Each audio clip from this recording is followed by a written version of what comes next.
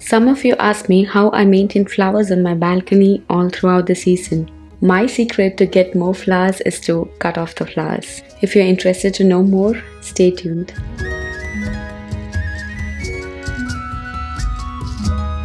Before we cut off all the flowers, a little bit of science as to why we should do this. For this, we need to understand the life cycle of a plant.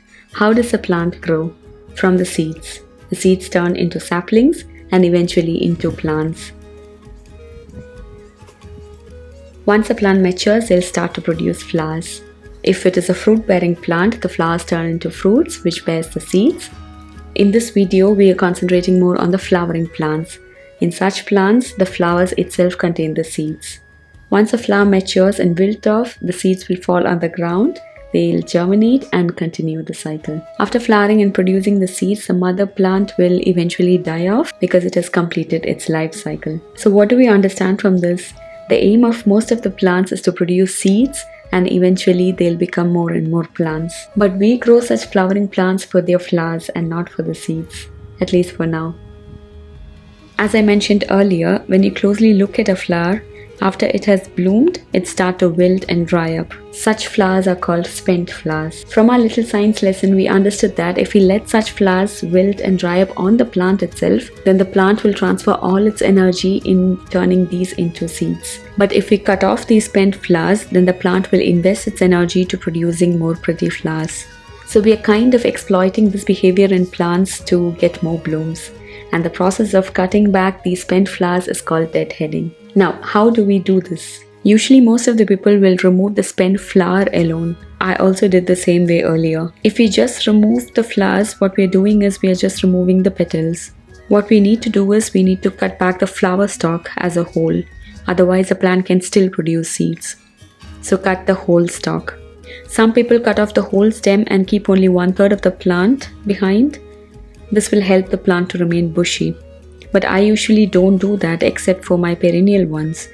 Perennial flowers like roses and hydrangeas will be hard pruned just before winter. If you cannot remove a flower stalk by hand, you can use some clean scissors for it. This needs to be done regularly, and I do it every weekend. This process can be quite intimidating and can feel like a chore if you have many flowers, but it can be quite meditative too.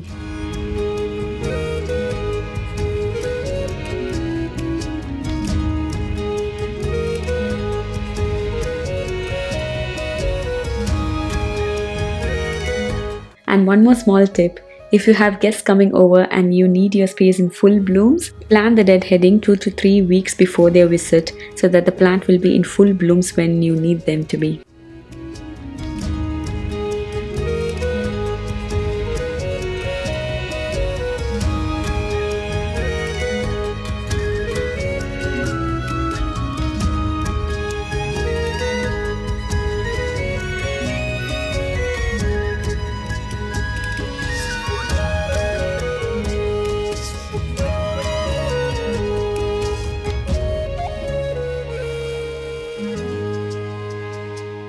Most of the plants can be deadheaded in a similar way, except for roses, which is a little bit different. I'll try to do an explicit video on deadheading of roses. Otherwise, you can head on to my Instagram page where I have a short video which I uploaded last year on how to deadhead roses. I think I've covered everything I know about deadheading. In case I missed something, please let me know in the comments down below. Thank you so much for watching. See you in the next. Bye and take care.